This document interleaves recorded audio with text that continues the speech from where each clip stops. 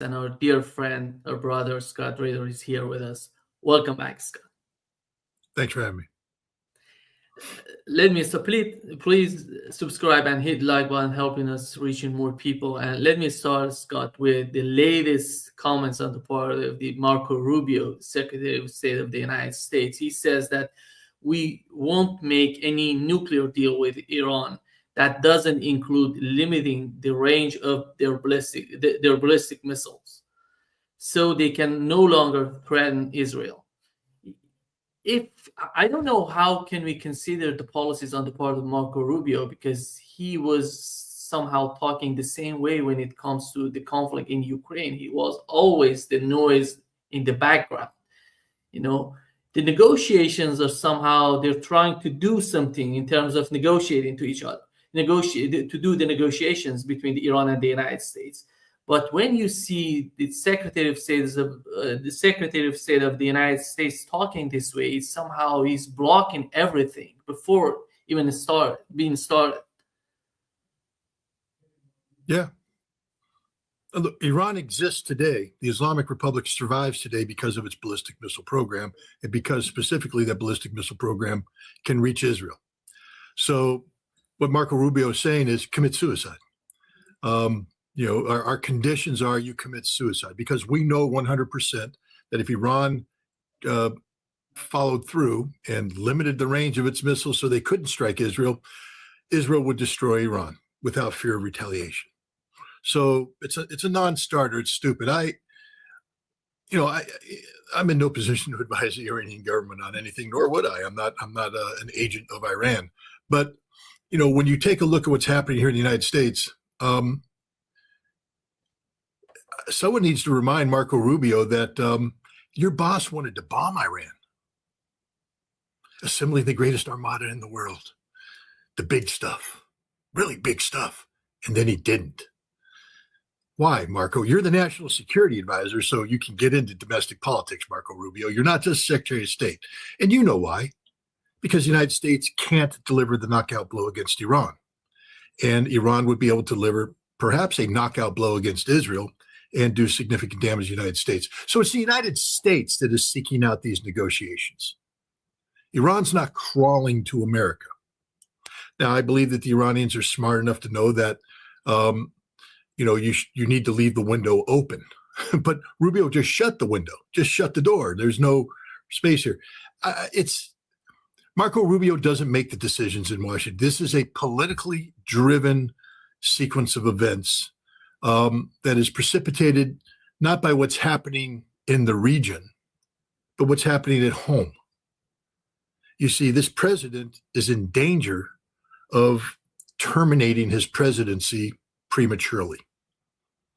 There are midterm elections in November, and there is a good chance, because of the stupidity of his policies regarding, illegal immigrants. He got elected largely on this policy, and that people aren't against, deporting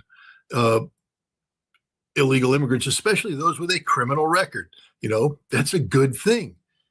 But to invade American cities for purposes other than deportation, to use DHS as an occupation army to intimidate Democratic-leaning cities, to violate American constitutional rights because of quotas that are generated, to artificially, boost deportation numbers. There's a backlash, and America's just not putting up with it. And so Trump has been put on notice. You're going to lose the midterms. You're going to lose the House. And when you lose the House, you're going to be impeached every day of the week for the rest of your presidency. And that's the end of your presidency. Now, imagine that you take that sentiment, which he's struggling to overcome right now, to soften his policies, to have put a different face, a different spin on this. You couple that with the man who said, I'm not a war president, I'm a peace president. I want to disentangle America from, the trap of the Middle East, where we get stuck in generations-long conflicts that cost trillions of dollars and achieve nothing but dead Americans. He's getting ready to get us involved in just that, because there will be no knockout blow against Iran. Now, we can hurt Iran. Of course we can hurt Iran. But Iran can hurt us too. And a threshold of pain that has been established by some in Iran is 500 dead Americans. That basically say, if this happens, we need to kill 500 Americans. And that'll be a threshold of pain that Donald Trump and America won't tolerate. Well, somebody who used to wear the uniform of the United States Marines and treasures those men and women who serve us, I don't want to see 500 dead Americans, especially in a war of choice. Iran isn't attacking us. Iran isn't threatening us. This is a war of choice. This is a war of politics, playing stupid games. This is a war that's designed to appease Israel. But I want to remind everybody that it was Israel at the end of the 12-day war that picked up the phone and called Donald Trump and pleaded for him to end the war because Iranian missiles couldn't be shot down and were starting to hit targets that were really painful to Israel. Nothing's changed in that equation. Nothing. So Marco Rubio can say whatever he wants. It's irrelevant. This president isn't going to bomb Iran because it's the end of his presidency. And so Iran should go forward. Look, I think Iran, should have flexibility on the nuclear program. That's my personal opinion. I'm not saying give it up. I'm just saying be realistic. If you can get the United States to agree to a nuclear program, and forget Marco Rubio, nuclear program means nuclear program, not ballistic missiles. I mean, the way you deal with missiles is simple. If I were the Iranians, I'd say, yep, you want to talk about that? Sure. Then everybody's capabilities. When you eliminate Israel's ability to strike Iran, we can eliminate our ability to strike Israel. That's plain and simple. And until that happens, we don't want to talk about it because the last time I checked, we didn't initiate conflict with Israel. Israel initiated conflict with us, and everything we did was defensive in nature. But the Iranians don't want to shut the door in the face of the United States because now you create a political problem. So you have one political problem, which is the president can't explain to the American people why he would be bombing Iran. Because the whole fiction of you're slaughtering 60,000 Iranians in the streets, that's been exposed as fiction and won't survive any scrutiny. Iran's not threatening us, not attacking us, none of that. But if Iran says we refuse to talk about nuclear issues at all, it shuts the door.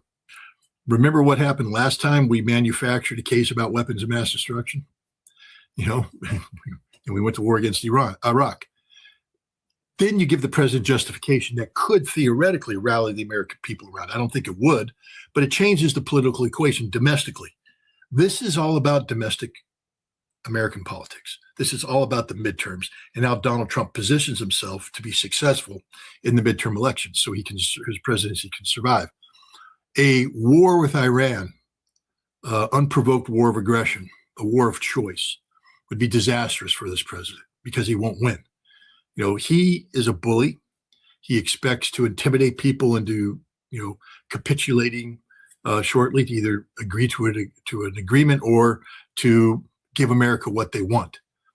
When people stand up and say we're ready to fight, especially a nation like Iran that has proven capabilities, Trump doesn't want that fight because he doesn't want to pay the price. He can't pay the price. He's a moral and, I believe, physical coward.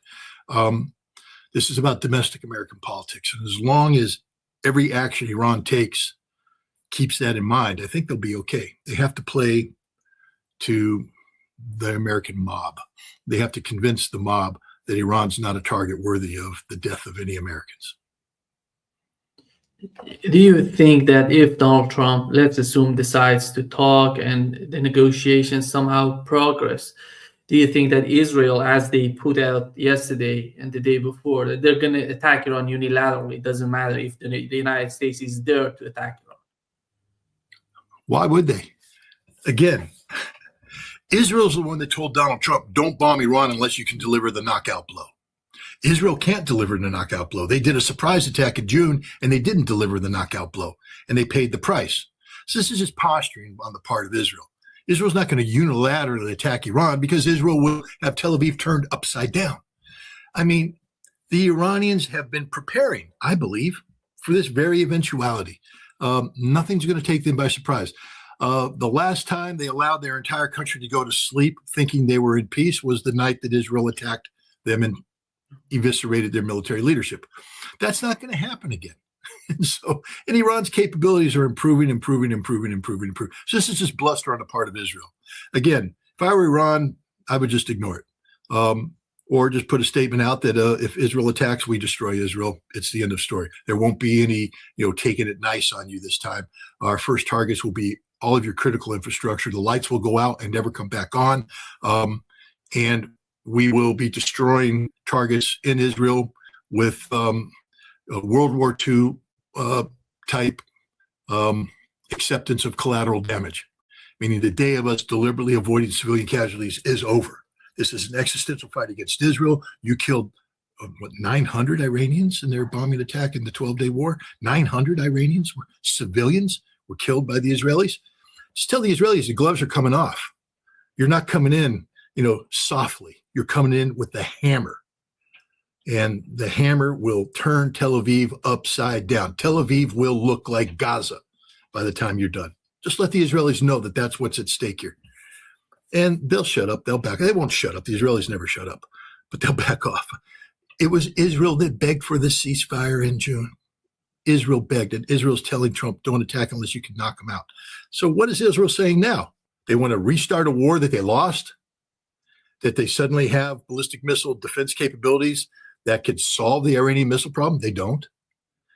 It's just political posturing on the part of Israel, because Netanyahu is in a political bind at home, and he can't be seen as being weak in the face of Iran's refusal to yield to American demands.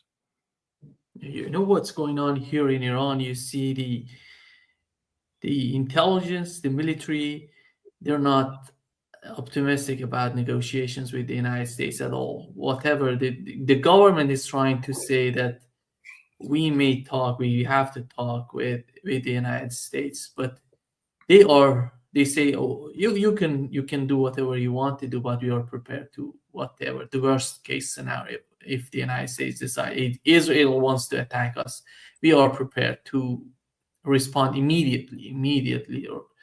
And Scott, when you see, yesterday we had the Iranian drones being shot down by the American aircraft carrier, because they said that it's getting close, it's moving directly toward the aircraft carrier. Somehow, when the dynamics of these sort of interactions, when everything's so much messy and in some sort of chaos, any mistake can bring a new war, a new escalation. That's the reason I'm not happy with this situation. I personally am not happy. I don't want any sort of war between the United States and Iran. And that's why I think I somehow understand what the military and the intelligence is talking about. And on the other hand, I totally understand the position of the government in terms of negotiating with the United States. But why do you have to have either or? Why can't you do both? Yeah. I mean, what the government is saying is the United States right now politically can't attack us, because the political consequences of that attack will be disastrous for the president. What we don't want to do, though, is give him a political excuse to attack us. And the way you avoid that is by engaging in negotiations. But at the same time, fool me once, shame on me, fool me twice, won't get fooled again. You're not going to go to sleep. And your military needs to be on a hair trigger alert. Your intelligence services need to be looking for signs of an attack, not to be lulled into a false sense of complacency. I mean, that's what happened to Iran last time. With all due respect to the Iranian government, you believed the United States. And you got lulled into a false sense of complacency. You thought you were on a negotiation path, and it was a setup the entire time. So now I think the intelligence people have to be always assuming that it's a setup. It's a setup. You're being set up.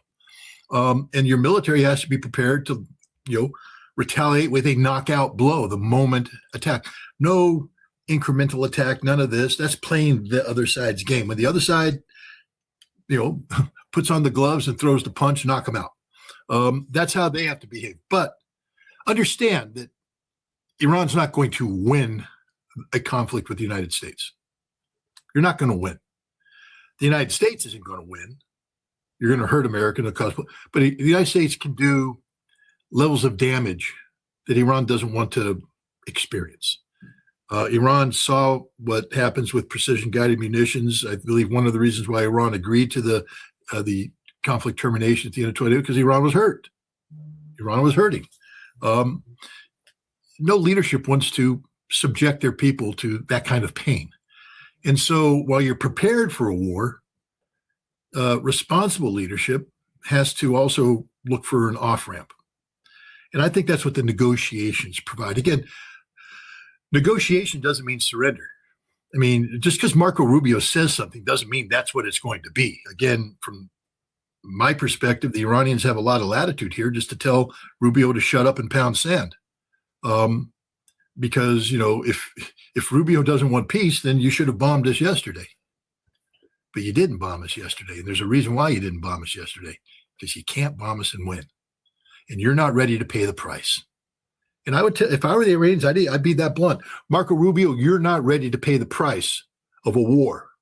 So quit talking the language of war and start talking the language of peace. We want peace. We want to find a way to it. But we know and you know that if we gave up our ballistic missiles, you'd bomb us the next day. That's just the way it is, Marco. We know it. You know it. You're a liar. Israel's a liar. We don't trust you, but we don't want a war. So we'll negotiate. You want to talk about the nuclear program? We'll talk about the nuclear program. But ballistic missiles? Nah. It's the thing that keeps us alive. Why did the Abraham Lincoln shoot down a drone? Ask yourself that question.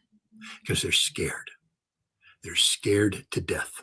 They are out there 800 kilometers off the coast of Iran, moving around, trying to stay quiet, not letting the Iranians know where they are, because if they ever do launch, what they fear is that Iran will fire a salvo of hypersonic missiles with maneuvering warheads with precision-guided capability that will sink the Abraham Lincoln.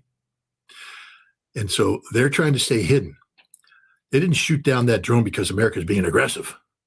They shot down that drone because they were panicked, because that drone got too close. That drone was going to find out where the Abraham Lincoln was.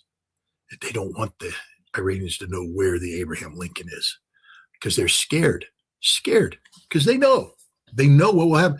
The carrier battle group is a legacy weapons system that no longer has operational viability against a modern opponent.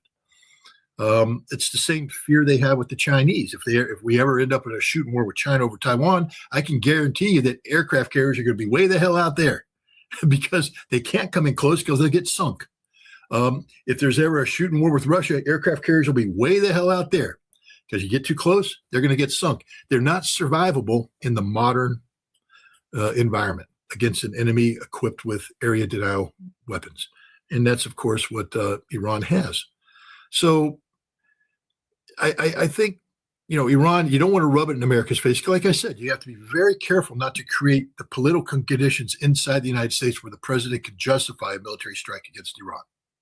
An over-aggressive Iran, remember, don't expect the American people to be suddenly overcome with common sense. To wake up and go, well, we need to be geopolitically responsible here, and we have to talk about parity and mutual benefit and, mutual spheres of influence and how we interact and all that. No, the American public's all about, America first. We're the biggest, baddest person in the world. And you rub it in our face, next thing you know, you got to fight. I don't think Iran wants a fight. So negotiations are a good way to avoid a fight. But Iran has a whole bunch of negotiating leverage. Number first and foremost of which is Donald Trump can't bomb Iran without losing the midterm election. That's what the conditions right today dictate. If he bombs Iran, he loses the midterm election, and he could lose the Senate, which means he could be convicted, and then he goes to jail. That's where we're at. I'm sorry to say, Iran, your future depends upon the political viability of a failed president. But that's just the way the cookie crumbles. That's the world that we live in. Iran should understand this and should adjust its policies accordingly. How do you see the way that Netanyahu is trying to convince or somehow put pressure on Donald Trump, and how he's not? Nima, I just said, listen to what I'm saying. Israel will not attack Iran because Israel can't attack Iran. The United States will not attack Iran because the United States can't attack Iran. When I say can't, they can't survive the consequences of attacking Iran. So what pressure is Netanyahu putting on the American president? None. He is posturing for domestic political audience. He's said Iran must go, Iran must go. But if Iran must go, then why did you stop the 12-day war? Because you can't make Iran disappear. If Iran must go, why did you stop Trump from attacking earlier when there were the demonstrations in the streets? Because you knew it wasn't a knockout blow and you'd be taken off the face of the earth. Netanyahu's not pressuring Trump to attack Iran. He's pressuring Trump not to attack Iran, and that's a political problem for Netanyahu. So he has to posture publicly to make people think he's a tough guy, a bad guy, that any attack that did not happen against Iran is because the Americans don't want to do it. He's not going to tell people the truth, that he's scared to death of the consequences of hitting Iran and not taking out the leadership. From the Israeli perspective, if you can't knock Iran out in 3 to 5 days, and knockout means that the regime is gone. If you can't do that, then don't do it. Don't strike the king unless you can kill the king. And right now, neither Israel nor the United States can kill the king. So Netanyahu's not putting pressure on Trump to do anything other than don't bomb Iran, because he can't survive that because of the missiles. That's why Rubio wants the missiles to go away. I mean, the missiles are what saved Iran.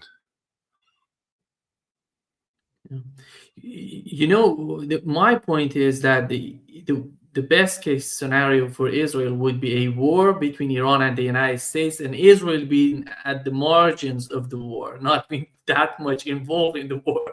That's the best case scenario. That's not going to happen. The Iranians are too smart. They said, correct me if I'm wrong, but the statement is, if America bombs us, we hit Israel with everything we have, because we treat Israel as an extension of America. We don't separate the two. If Israel attacks us, we hit the American bases, because Israel and America are the same. Our target deck will not change. If you want a war with us, we'll bomb the same targets regardless of who starts the war. That's just the truth. That's what the Iranians have said. And I believe them. I believe them. I believe that if the United States bombed Iran, Tel Aviv would be turned upside down that night. So there's no best case scenario for Israel. Israel's in an existential crisis of its own making by defining Iran as the greatest threat in the world to Israel, and therefore a threat that needs to be taken out. They've basically allowed for only one solution that's politically acceptable, but that's a solution they can't execute, they can't achieve. So they have a political problem. Donald Trump is fortunate that he hasn't painted Iran into that corner yet. Iran right now is purely a nuclear problem. Marco Rubio is trying to make it a ballistic missile problem. But I think that the more the Iranians just say, look, we don't want a war. But the only reason why we're here today is because we have these missiles that you're scared of, and we're not giving them up.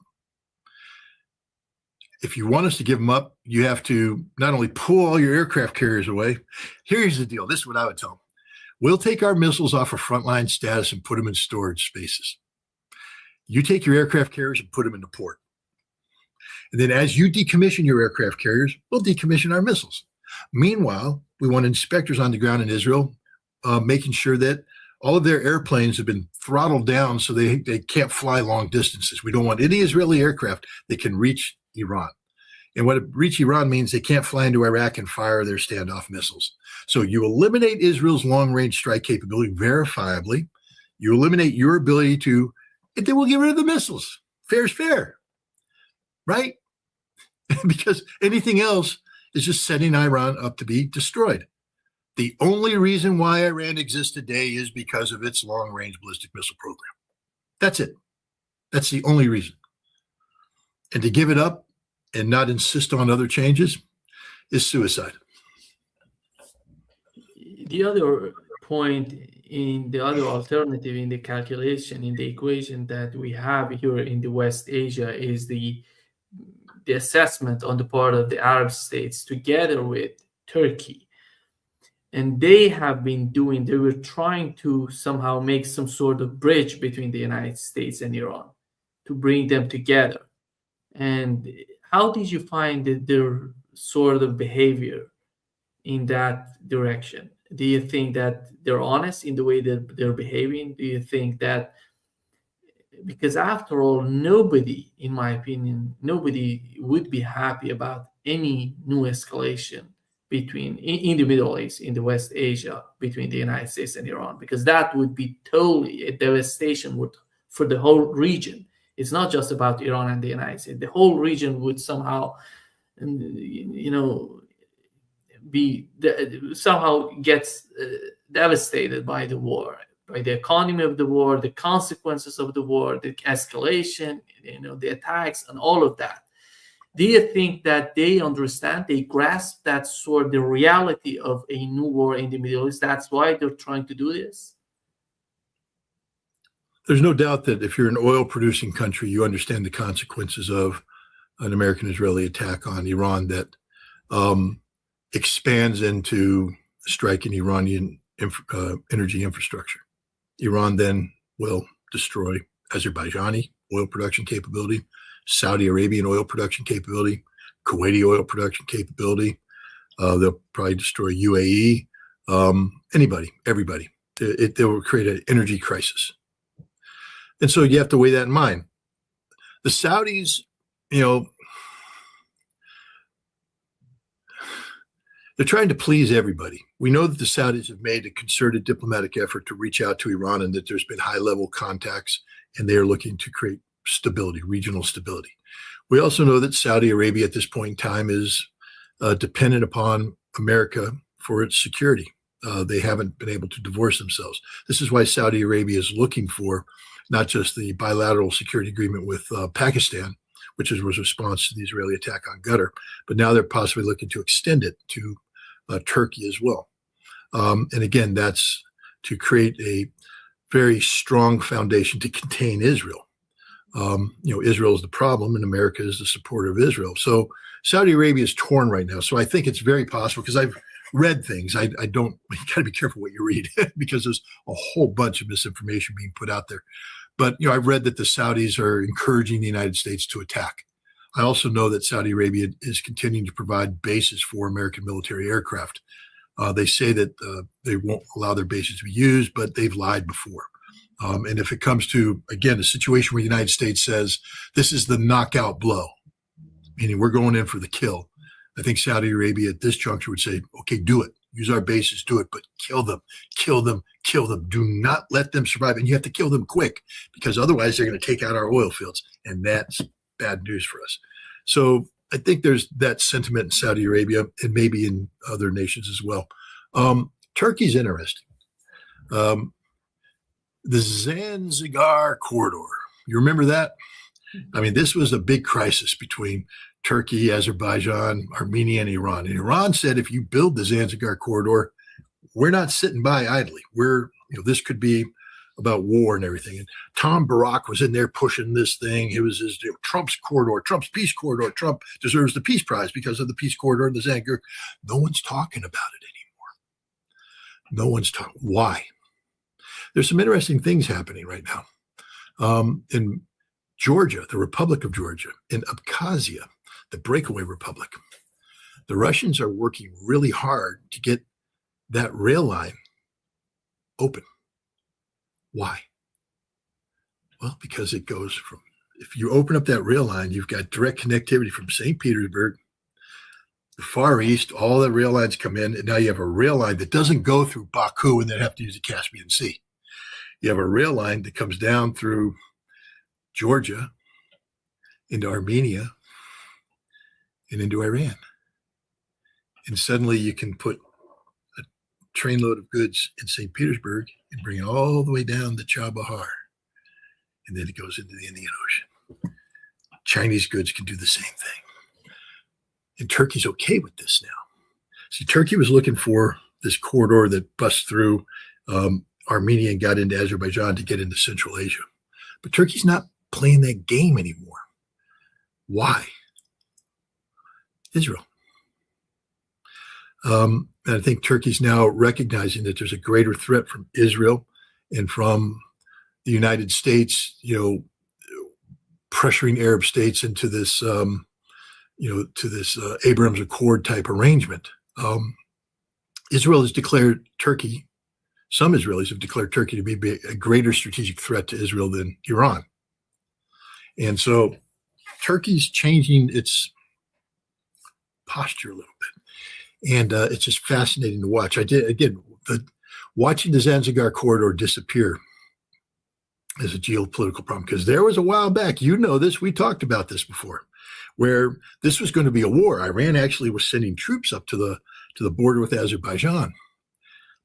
No one's talking about it because it doesn't exist. No one's trying to make it happen. They're talking, instead of going, west to east, it's north to south. And the Russians are doing things in Abkhazia right now that nobody's talking about. It's well below the radar, but they are working with the Abkhazians and the Georgians to get that rail line open, because that's a game changer. And I think the fact that Turkey is now facilitating this speaks volumes about where Turkey stands in terms of the geopolitics of the region. Turkey's not an enemy of Iran. Turkey's a friend of Iran. They may compete on certain things, but Turkey is a friend of Iran. And I think, Turkey is adjusting its geopolitical vision to incorporate the possibility of friendship with Iran. And that's a good thing. I think it plays to Iran's benefit. So, we'll see. You got to correct me if I'm wrong. The negotiations, were they supposed to be in Turkey first, and then they were talking about moving them, or were they supposed to be somewhere else and then move to Turkey? No, it was supposed to be in Turkey, in Istanbul. Then they move it to Muscat in Oman. Yeah. It's going to be in Oman. And if I'm not mistaken, they're going to talk to each other on Friday. I don't know if it's going to be direct talk. Even they're talking about directly talking to each other. Steve Witkoff together with, the foreign minister of Iran, Abbas Araghchi. And I think, Scott, what has happened to Iran, I've been outside of Iran for more than 12 years, and then I came back and see what was happening with this internal, manipulation from the outside. They were trying to, manipulate everything here. And, the outcome of what has happened in the last, few months, you see how Iran is getting closer to Russia. When you see the head of the Security Council of Iran, which literally is one of the closest persons to the supreme leader of Iran, going to Russia, talking with Russia. Shamkhani, right? Yeah. It's Ali Larijani. Larijani, but Shamkhani was. Shamkhani is one of the military experts, and he has a lot of expertise because he was in the war in Iraq, and he's part of that council that right. One of the advisors to the supreme leader going to Moscow, right? Yeah. Okay. Yeah. But Ali Larijani, he's the head of the Security Council, and he's so much important. He's one of the most important characters right now. And what's funny, he was not in this position before the war breaking out between Iran, and he came and he changed. He has a lot of power to be. But what's curious, correct me if I'm wrong, but he was barred from running for president. Yeah. in the last election, because exactly. Yeah, he was. And so here's a man who, this just shows you the stupidity of the West. That you have a situation in Iran where the moderates are prevailing, and they're starting to squeeze out some of the old school conservatives and everything.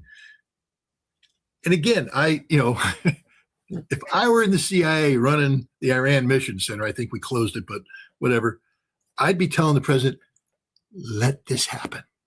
Just hands off. Let this happen naturally. we're getting the changes in Iran that we want to get. We don't have to go to war. And once we get political leadership change, we can come in with the carrot, the lifting of the sanctions, and the military will be weakened. We can then work on getting the ranges of the missiles down. We can get everything we want by letting Iran do this on their own. Oh, we're going to bomb them. Oh, good. You bombed them. And Ali Larijani, who was banned from running for president, is now one of the most powerful people in Iran, one of the most influential people. Now, I've never met the man, but I've studied him. He's a rational actor. He's not an irresponsible actor. He's a rational actor, but I wouldn't call him moderate or liberal. Isn't his brother some big official in the judiciary? Yeah, exactly. His brother was one of the, and he is, he's not liberal at all, but he has right now, the point that I brought up, his name, that his travel to Russia was so important in my opinion, because that shows how close is the relationship between Iran and Russia is somehow transforming, is in a way that I have never imagined it before, that they would get in this this sort of closeness. And how do you see, Scott, there was, you remember, we were talking about the conflict in Ukraine for such a long time, for more than 4 years we're talking about the conflict, even before and after the war. And we were always talking about how Russia is getting closer to China. And we see the same pattern happening here in Iran. I see that this happening. Just amazing to see, the two countries getting closer and closer. And especially given the history. Yeah. Especially given the history. I mean,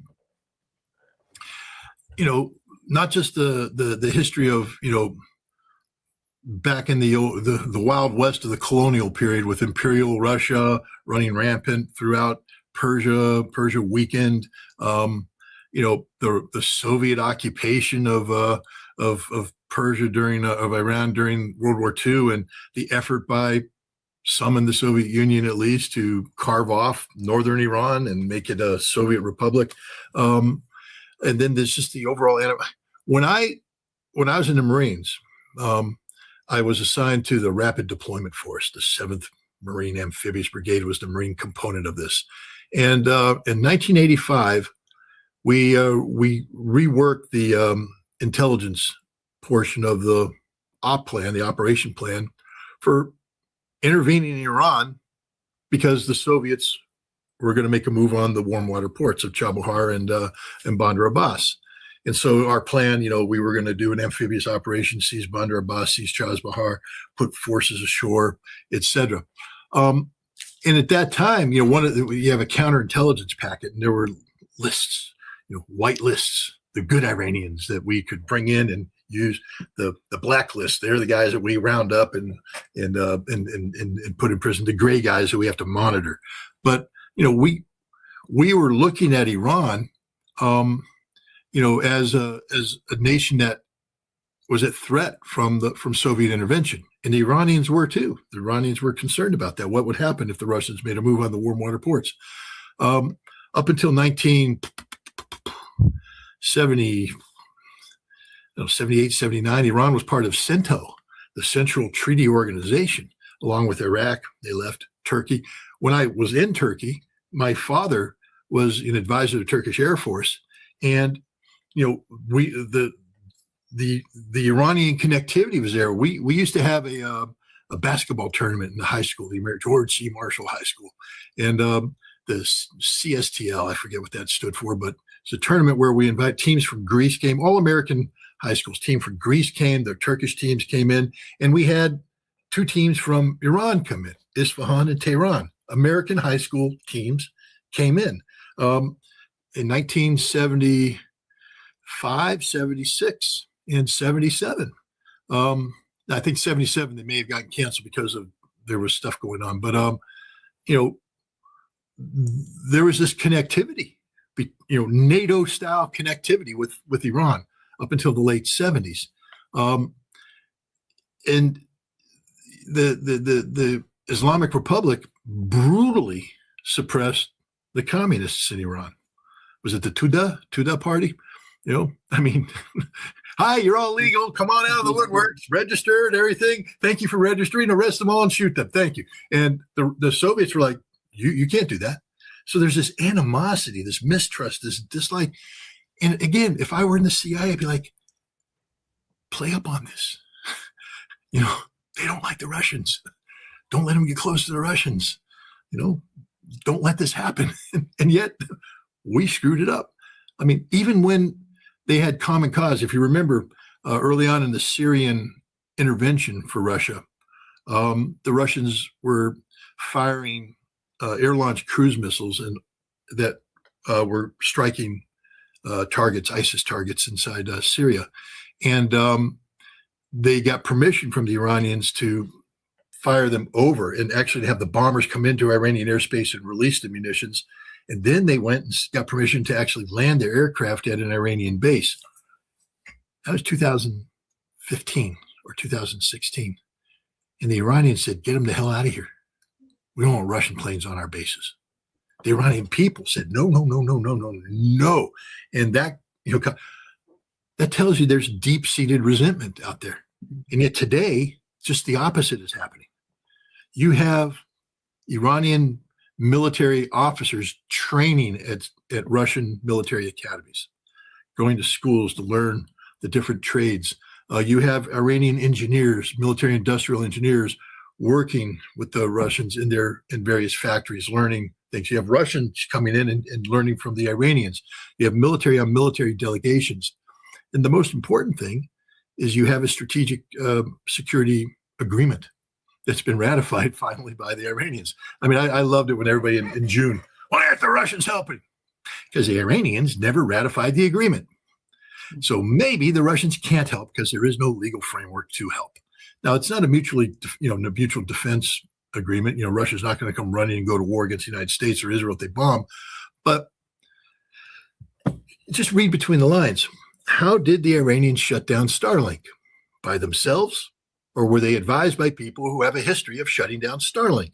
Is there an intelligence relationship, a security relationship? There wasn't in June because the Iranians hadn't ratified the agreement. Today there is. And I would, if I were a gambling man, I would bet a lot of money on the fact that the Russians were working with the Iranians to help them manipulate Starlink, shut down Starlink, track Starlink, collect intelligence from Starlink, the whole thing. I think the Russians are helping them in other ways too. I mean, you know, the Russians have some specialized collection capabilities.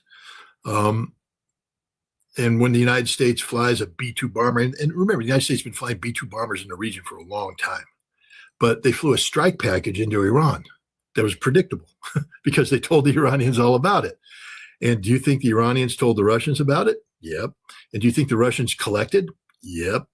And now the data that they collected on the flight profile of these aircraft, I believe, has been turned over to the Iranians, and they are developing solutions. One of the things Donald Trump has to really worry about is that if you bring B-2 bombers into Iranian airspace, you may lose a B-2 bomber because the Iranians aren't stupid. Remember, they're the ones that hijacked the Beast of Kandahar. You know, that big B-2 looking drone that used to fly out of Kandahar and was hanging out over Mashhad, you know, trying to photograph where these secret underground sites where the Iranian government hides in crises. They hijacked it. Now, I mean, we don't have to get into the specifics, but you know, the thing is controlled from the ground, taken up in the air, and then there's a period of time where the ground controllers turn it over to a satellite to controllers in Nevada who fly it. Now, it's all done with encryption, which means you have to have the NSA's up-to-date encryption package. It changes all the time. The Iranians were tracking it as it left, got that whole handover procedure down, and they were tracking it as it was passed over. And what the Iranians did is intercept the pass-off signal and take it over and fly it into Iran. And wow, they're pretty good. The Iranians are some of the smartest people in the world about these things. They've been watching the United States for a long time. Come on, America, understand. Everything we did in Iraq, everything that we did in Syria, the Iranians were watching it. Everything we did in Afghanistan, the Iranians were watching it. They know everything. Everything. And they're ready. That doesn't mean that we don't have things they don't know about. Of course we do. It doesn't mean that it's going to be a cakewalk either direction. But when you spend that much money on an airplane, I forget what the price of a B-2 is, but it's a lot. You can't afford to have one or two shot down. And my concern is that if the United States were to try to repeat that strike package, that the Iranians might be able to shoot down one or two B-2 bombers because the Russians have been helping them, because the Chinese have been helping them. There's a lot going on right now, a lot of information going on. A key aspect of survivability of these weapon systems is their stealth characteristics. But when the stealth characteristics are collected by nations capable of collecting those and solutions are derived, the Iranians are fully capable of maybe developing their own solution to the B-2 problem, but they're definitely capable of understanding the solutions given to them by the Russians and the Chinese and making the adjustments necessary or receiving specialized equipment. The Russians may have provided some specialized equipment that is capable of tracking stealth aircraft. So this is not the Iran of June of last year. I think Iran is a completely different Iran today. And a large part of that is because they now have this great relationship with Russia. And it's not just military. They're talking about politics. I think, again, I'm not Iranian, so it's, woe it be to me to say somebody made a mistake. But, Raisi, I believe, he was the president that died in the helicopter crash, right? Yeah, exactly. He was all in on BRICS. I mean, if you remember, the Russians were going to have the BRICS conference in Kazan. The Iranians were going to come in, and this was going to be this is like going to the casino in Vegas and bringing all the money because you're going to win. And they were ready to do that. They got shut down. The new president, the new foreign minister, they backed off. They went cool on it. And so the Kazan, BRICS summit wasn't what it could have been because Iran took a back step. And then, of course, we had the one in Brazil, which was, again, further retarded not in terms of stupid, but retarded in terms of its potential to perform. I think the Iranians are now waking up to two realities. The West isn't your friend and never will be your friend. Sorry. Two, Russia is your friend and wants to be and so do the Chinese.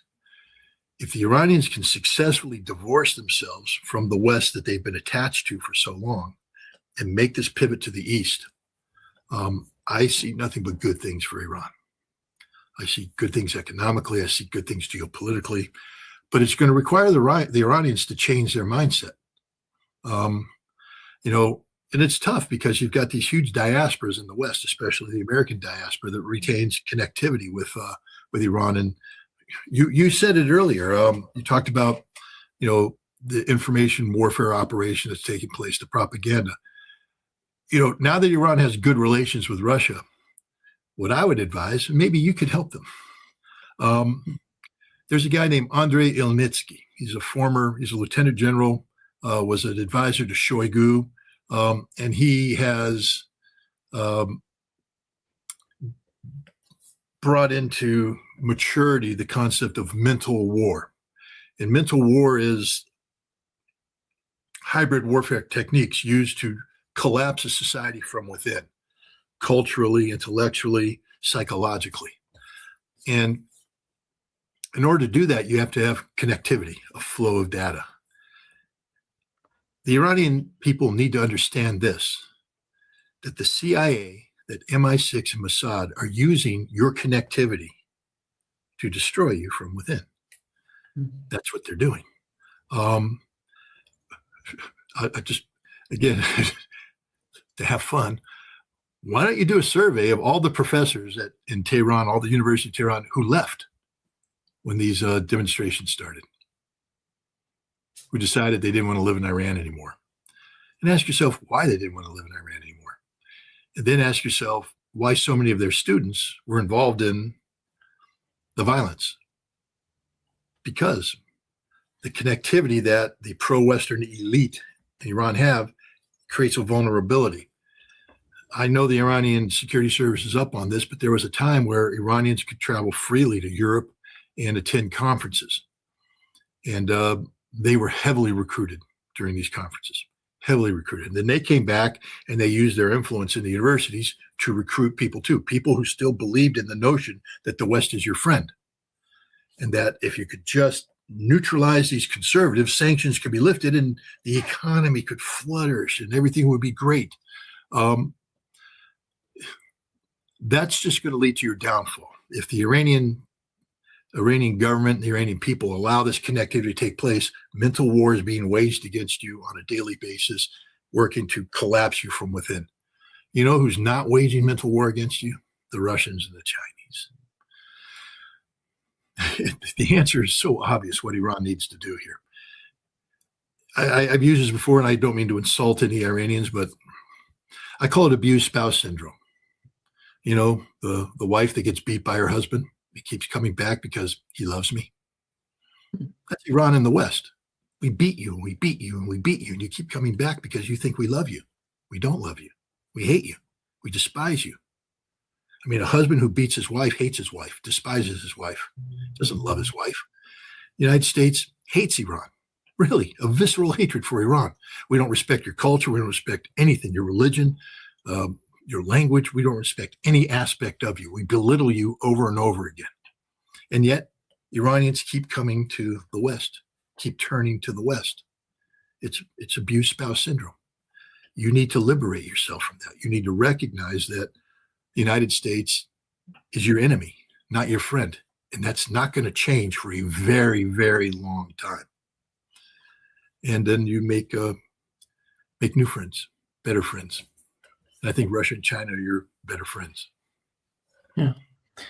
Scott, shifting the gear a little bit to the conflict in Ukraine. Today we had the trilateral, meeting between Russia, the United States, and Ukraine on one side. On the other hand, you see Lindsey Graham coming out and asking for Tomahawk missiles to be sent to Ukraine. I don't know what he's seeking for. He wants new escalations with Russia. But do you think that we are at the end of, this continuous conflict in Ukraine? Or you see the negotiations continuing and, these endless talks that would achieve so little that cannot be considered as an end to the conflict? Oh, the talks have achieved a lot. But you have to understand what the talks are there for. The talks aren't, again, the concept of a negotiated settlement means Russia lost the war. Everybody has to understand that when you speak of a negotiated settlement, that means the side that's losing the war is suddenly going to get things that they could only get if they won the war. So require Russia to concede things that can only be conceded if you've lost the war. Russia hasn't lost the war. Russia's winning the war. So the purpose of these negotiations right now is to underscore the reality of the necessity of Ukrainian capitulation. And every time they have a meeting, and the Ukrainians try to play the stupid card, Russia just hits them harder. And we just saw, Donald Trump was able to get the Russians to lay off energy targets for a week in hopes that the Ukrainians would understand that, wow, it's nice not to have missiles hit our energy things. We can start rebuilding, maybe get some energy flowing back in. Maybe that's what peace looks like. Maybe we want peace. And you saw that within Iran, people started saying maybe territorial concessions in exchange for peace is a good thing. But the Ukrainians weren't willing to do that. And so now the Russians smacked the living crap out of them.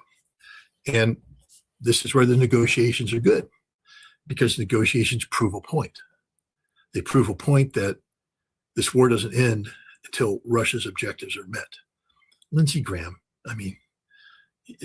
the United States is not sending Tomahawk missiles to Ukraine. That just isn't going to happen. Lindsey Graham can sit there, and that's like Marco Rubio saying Iran will give up its ballistic missiles. It's not going to happen. Donald Trump's not looking to escalate this conflict. And by providing Tomahawk missiles to Ukraine, you suddenly took a situation where, the United States finally sees a light at the end of the tunnel because Russia's going to win. And you extend this war in a way that could dangerously expand into a war between the United States and Russia at a time, by the way. Today's the last day you can sleep easy because at midnight, New START treaty expires. There's no more arms control, and the United States will begin uploading its ballistic missile force with additional warheads, increasing the size of the deployed nuclear force from 1,550 to around 4, 5, 6,000. Russians respond accordingly. Arms race.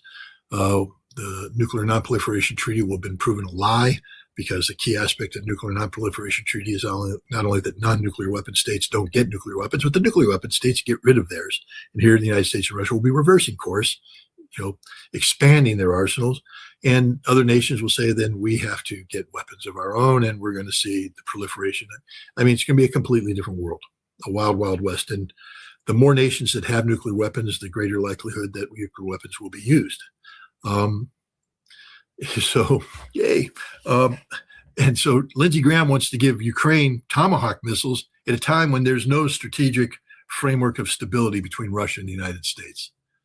Is he insane? Oh, well, the answer is yes. But fortunately, I don't think the people surrounding Donald Trump are equally insane. It's just a Lindsey Graham wet dream. It's just not going to happen.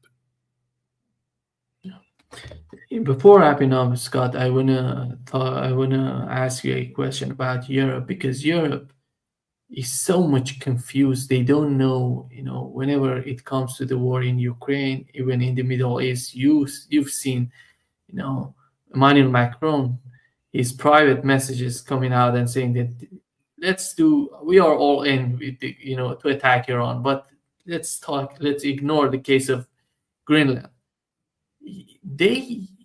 If you go that far, you make each and everybody your enemy. It's not just about Russia and Iran. China is on the way, soon China would hit you. And how far they want to go in this sort of making new, enemies. These countries are not their enemies. They try to make these countries their enemies. But is there any sort of strategy in today's Europe? Is there any country in Europe to stand against these sort of stupid policies? Well, they're all coming around. These policies didn't originate in Europe, just so everybody understands. These policies were imposed on Europe by the United States. We're the ones that came up with de-risking. De-risking is a political term for delinking. And we wanted to punish China, to weaken China, to strengthen our leverage with China over trade agreements. And so we told the Europeans, you have to de-risk.